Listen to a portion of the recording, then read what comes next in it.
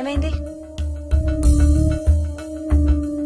తాతయ్య చీటింగ్. నీ కుర్రాన్ని వెనక్కి పెట్టు తాతయ్య. ఇప్పుడు నా భటుడు నీ మంత్రిని చంపేస్తాడు చూడు. ఇప్పుడేం చేస్తావు తాతయ్య? వాడికి చెస్ ఆడటం నువ్వు నేర్పించావా? లేదే. ఇంకెంతసేపు తాతయ్య? త్వరగా ఆడు. రే ఎవరితో ఆడుతున్నావురా? తాతయ్యతో. ఏడు తాతయ్య? ఇదిగో అక్కడ కూర్చున్నాడు. ఎక్కడా? ఇక్కడ. ఇంకోసారి తాతయ్య అంటే పడతాయి నీకు. వెళ్ళు వెళ్ళి ఆ బ్యాట్ తీసుకుని రా. బయటికి వెళ్ళి క్రికెట్ ఆడదాం. వికయ్ వికయ్ వికయ్. చిన్న పిల్లలతో మాట్లాడేది అలాగేనా? మరి ఇంకెలా మాట్లాడతారు? Wiki wiki. డాడీ నన్ను ఎప్పుడు తిడతాడు mummy. That's because he loves you so much baby. నువ్వంటే చాలా ఇష్టం కాబట్టి.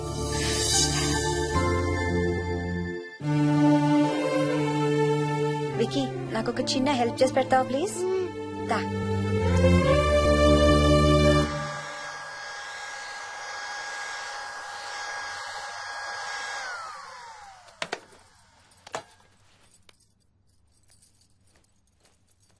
Hi aunty. Hi Vicky. Mummy మీకు బాక్స్ ఇచ్చిరమ్మంది. Thank you. రా లోపలికి రా. ఏంటి స్కూల్ కి హాలిడేనా ఇవాళ? లేదంటే నేనే స్కూల్ కి హాలిడే ఇచ్చేసాను. అంటే నేను అంకుల్ ప్లే స్టేషన్ లో గేమ్స్ ఆడుకోవచ్చా? ఓకే వెళ్ళి ఆడుకో.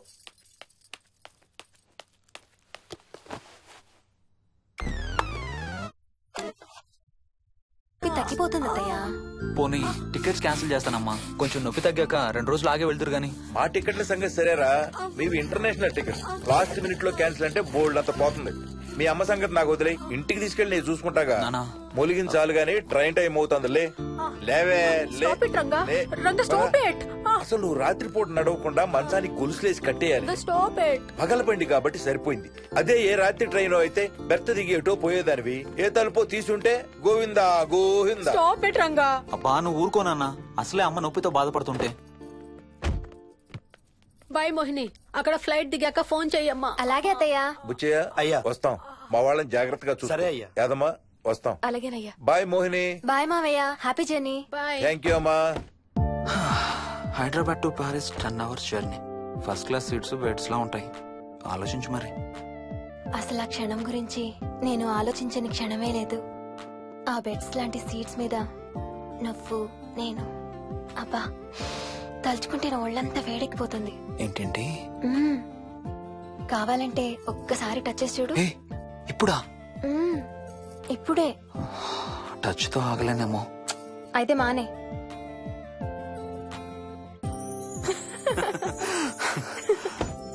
రేయ్ తొందరగా రారా, టైం అవుతుంది. సరే వెళ్ళు, నేను ప్యాకింగ్ స్టార్ట్ చేయాలి. ఇవాళ ఏం కలరు? Stop it Harsha. రోజు పొద్దున్న ఏం తింటావు? ఇడ్లీ. రోజు ఇడ్లీనా? ఇంకేం తినవా? అవును డాక్టర్, ఎప్పుడు ఇడ్లీయే కావాలంటాడు. అప్పుడప్పుడు కాన్ఫ్లెక్స్ తింటాడు. ఇటు తిరగమ్మా. రోజు పాలు తాగుతావా? పాలంటే నాకు ఇష్టం లేదు. పెరుగన్నా తింటావా? పెరుగు కూడా నాకు ఇష్టం లేదు. అయితే ఏమిష్టం నీకు? చాక్లెట్స్. ఇదిగో తీసుకో. ఇంకోటి ఇస్తారా అంకుల్? మా తాతయ్య కూడా ఇవ్వాలి. అవునవును మర్చిపోయాను.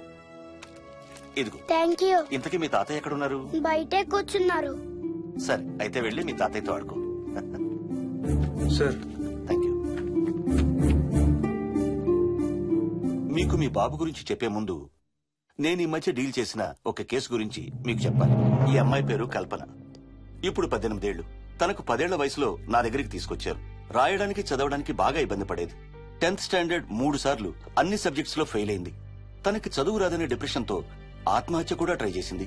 అలాంటి అమ్మాయి సడన్ గా ఒక రోజు పుస్తకాలు తీసుకుని రూమ్ లోకి వెళ్లి గంటలు గంటలు చదవడం స్టార్ట్ చేసింది. 10th స్టాండర్డ్ 96% తో పాస్ అయింది. ఎలాగమ్మా అని అడిగితే వాళ్ళ నాన్నగారు రోజు వచ్చి చదువు చెప్పి హెల్ప్ చేశారంది.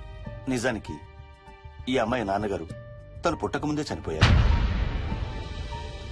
చదువు దారిలో పడ్డాక కల్పనకి వాళ్ళ నాన్నగారు కనబడ్డం మానేశారు. ఈ కేసు గురించి మాకు చెప్తాను. ఇది కల్పన చిన్నప్పుడు తీసిన ఎక్స్రే. ఇది వికీ ఎక్స్రే. ఈ రెండిట్లోనూ ఈ చిన్న బ్లాక్ స్పాట్ చూసారా, దీన్ని యాంటీరియర్ ఫాంటనల్ అంటారు. పుట్టుకతో చిన్నపిల్లలందరికీ తల మీద ఉండే మెతక భాగం 2 ఏళ్లకి 98% దాకా క్లోజ్ అయి ఒక 6 ఏళ్లకి కంప్లీట్ గా గట్టిపడిపోతుంది. కానీ విక్కీకి 7 ఏళ్లు వచ్చినా ఇది ఇంకా క్లోజ్ అవ్వలేదు. వేల సంవత్సరాలుగా హిందువులు, బౌద్ధులు ఈ మెతక భాగం కింద సహస్రార చక్రం ఉంటుందని నమ్ముతారు. బాడీలో ఉండే అన్ని చక్రాలలో మానసిక ఎదుగుదలకు కావలసిన అతి ముఖ్యమైన చక్రం. ఈ చక్రాన్ని ఒక స్పిరిచువల్ గేట్వే అని కూడా అంటారు. మెడికల్ సైన్స్ కూడా దీన్ని యాక్సెప్ట్ చేసింది. సైన్స్ చెప్పేదాన్ని, వేదాంతం చెప్పేదాన్ని కలిపి సింపుల్ గా చెప్పాలంటే, పసిపిల్లలకు కొంత ఏజ్ వచ్చే వరకు మనకు కనబడని, అంతుపట్టని ఆత్మల ప్రపంచంతో ఒక ఆధ్యాత్మిక, అదే ఒక స్పిరిచువల్ కనెక్షన్ ఉంటుంది. అంటే వాళ్ళకి ఆత్మలు కనపడతాయా? వాళ్ళకి ఆత్మలు కనబడొచ్చు, వాళ్ళు ఆత్మలతో మాట్లాడొచ్చు, ఆత్మలు చెప్పే వినొచ్చు. కల్పనకి ఎప్పుడైతే గట్టిపడిందో తనకి వాళ్ళ నాన్నగారు కనబడ్డం మానేశారు. విక్కీ విషయంలో కూడా అలాగే జరగచ్చు అనుకుంటున్నాను. వావ్, ఏంటి నమ్మలేకపోతున్నారా? సబ్జెక్ట్ చాలా హెవీగా ఉంది. Sorry, no offence. కొంచెం నమ్మలేనట్టుగానే ఉంది సార్. మనకు అర్థం కాని చాలా విషయాలు కొంచెం నమ్మలేనట్టుగానే ఉంటాయి. దయ్యాలను చూసినప్పుడు కుక్కలు మురుగుతాయంటారు. సునామీలు, భూకంపాలు వచ్చేటప్పుడు జంతువులకి, పక్షులకి ముందే తెలుస్తాయంటారు. వాటికి మనకు తెలియని ఏదో సెన్స్ ఉంది. అలాగే చిన్నపిల్లలకు కూడా వాళ్ళ ప్రపంచం గురించి మనకు చాలా తక్కువ తెలుసు. కొన్ని బ్లైండ్ గా నమ్మాలంతే.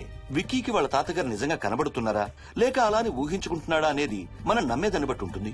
అదే నిజమైతే వాళ్ళ తాతగారు తన కోసం ఎందుకు వచ్చారో ఏదో ఒక రోజు విక్కీయే మనకు చెప్తాడు. ఒకవేళ విక్కీ వాళ్ళ తాతగారిని ఇమాజిన్ చేసుకుంటుంటే చేసుకోనివ్వండి, ఇట్స్ హెల్దీ. తనకి పాలు, పెరుగు ఇష్టం లేదు కాబట్టి కాల్షియం సప్లిమెంట్ ఏదైనా ఇవ్వండి. ఇది త్వరగా గట్టిపట్టడానికి హెల్ప్ అవుతుంది. మోస్ట్ ఇంపార్టెంట్లీ, మీ అబ్బాయికి బాగా దగ్గర అవడానికి ట్రై చేయండి. తనతో హోంవర్క్ చేయించండి, ఆడుకోండి, బయటికి వెళ్ళండి, రోజుకు ఒక్కసారైనా కలిసి భోజనం చేయండి. విక్కీలో చాలా మార్పు చూస్తారు. చాలా బాగుంది, తీసుకో. అయితే నేను తినేస్తా. వికీ దా.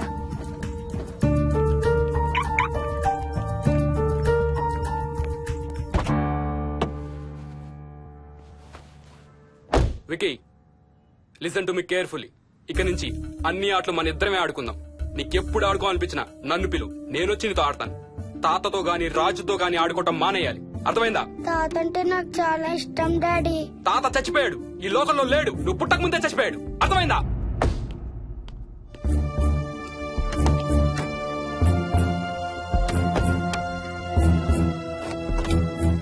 డాడీ, ఏంట్రా? తాత నిన్ను సీట్ బెల్ట్ వేసుకోమంటున్నాడు. రేయ్, నిన్ను స్టాప్ ఇట్. వాడితో డీల్ చేసే విధానం అది కాదు. కార్తీ, ఇవ్వు, వాడికి బాగా గారం ఇవ్వు. తర్వాత ఏడుస్తావు నువ్వే.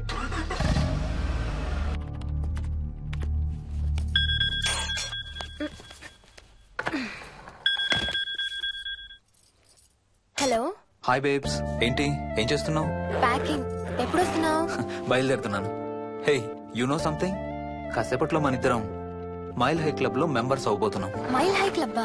ఏంటది? మన ఫస్ట్ నైట్ భూమికి 10 కిలోమీటర్ల పైన ఒక ఫ్లైట్ ఫస్ట్ క్లాస్ క్యాబిన్ లో జరగబోతుంది. అలా ఆకాశంలో శోభనం చేసుకున్న వాళ్ళందరూ కలిసి క్లబ్ పెట్టుకున్నారు.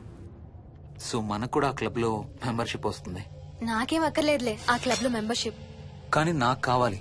అసలు ఎంతమందికి వస్తుంది చెప్పు ఇలాంటి ఆపర్చునిటీ?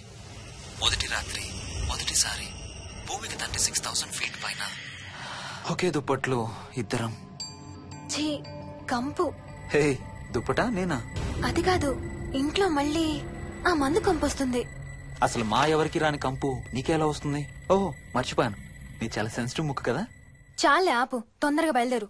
ఏ హర్ష, ఎన్నింటికి రా ఫ్లైట్? నైట్ 11:30కి రా. Honeymoon in Paris, you lucky bugger. All the best. Thank you రా. ఆల్ ది బెస్ట్ రా. రే, థ్యాంక్స్ రా. రే, డౌట్లు ఏమైనా వస్తే ఫోన్ చెయ్యి. ఏం డౌట్లు? హర్ష, హర్ష, సార్, కొంప మునిగింది.